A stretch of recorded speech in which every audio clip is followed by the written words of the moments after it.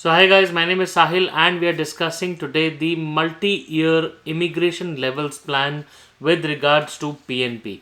Now, very recently in the month of July, the immigration ministers at the federal level and the provincial level met in the province of New Brunswick, and they made some important adjustments and took some important decisions, which are going to be the important topic of the discussion today. So, if PNP is your topic of interest, which obviously should be if you're looking for a PR for Canada, then this video is going to be extremely important for you. Please be tuned till the end. My name is Sahil.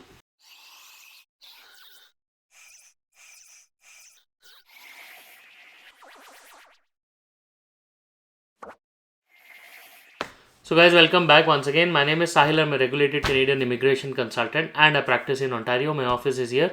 If you have to get in touch with me, my number is on the screen and the details are there in the description box. More than happy to connect with you. Before we proceed any further, please make sure that you hit the subscribe button and the bell icon because we talk a lot about Canadian immigration. And if you are an aspirant of coming to Canada, then this is a channel that you must be subscribed to all the time. So, guys, today's important topic is PNP.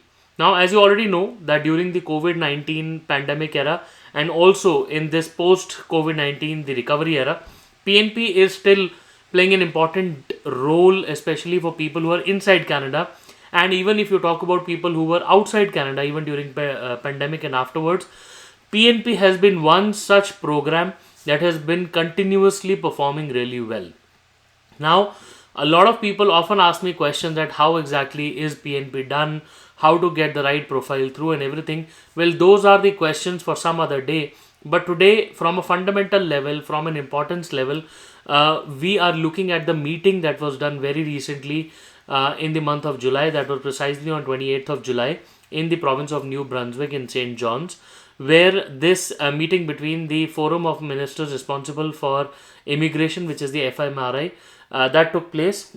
This forum comprises of the federal immigration minister who met with all the provincial immigration ministers. Now, as you already know, in Canada, the immigration is handled one at a federal level and then at each province and a provincial level as well, right? So all of these responsible ministers together make the FMRI. Now, as you already know, that the Canadian immigration levels plan. Now, the federal immigration in Canada works on a 3-year level, whereas every year the PNP gets revised on an immigration or a quota level, and every year the federal government would sit and decide with the provincial ministers and decide what is going to be the provincial level of PNP. Now, for example, the last year I think Ontario province had about 8,000 or 10,000. I don't have the exact number in the head, but all of these provinces, probably somebody would get say 2,000, 5,000, 8,000, whatever is the number. All of these provinces would get such numbers allocated to them. And then over the course of the year, the provinces take out draws, have some dedicated immigration programs, the PNP programs, and then start inviting people based on those quotas allocated. Okay, now that is the background picture of it. Now, up till date, these quotas or these levels or these plans were meant or were decided on an annually basis. So every year, these plans, these quotas, these programs or anything would be changed, right? Or in fact, the provincial plan of inviting how many people in a particular year would change on an annual basis.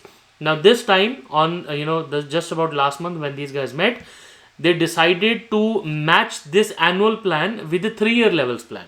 Okay, now they said that just like how the 3-year plan is developed for the federal immigration on a similar lines, the PNP will also start following the 3-year plan. Now, the rationale that they gave behind this particular update or this particular decision is that this will give the government, the settlement sector, and the employers a much more leverage and a much more preparation planning in advance so that they can plan their moves accordingly. If they want to, say for example, if the employers want to open up a particular branch or an office in a particular region where a PNP is more allocated or the quotas have been allocated for the next couple of years, they can plan their moves accordingly, right? Similarly, the settlement sector and the government as well, right? So people will get more preparation, will get more time to prepare and will be able to utilize the PNP programs in a much more efficient manner. Now, all the ministers have now agreed to table this particular plan in the month of March, which is in the year 2023, which is upcoming, and they should be able to determine the multi-year level plan, the PNP plan, in that particular month. We are also yet to see the immigration levels plan at the federal level in the month of November, which is coming very soon for the year 2023 till 25. So last year we also saw that, and this year also Immigration Minister Sean Fraser is yet to table that plan. We should see a couple of changes here and there, and let's hope there is some good news upcoming for a lot of people who want to come to Canada.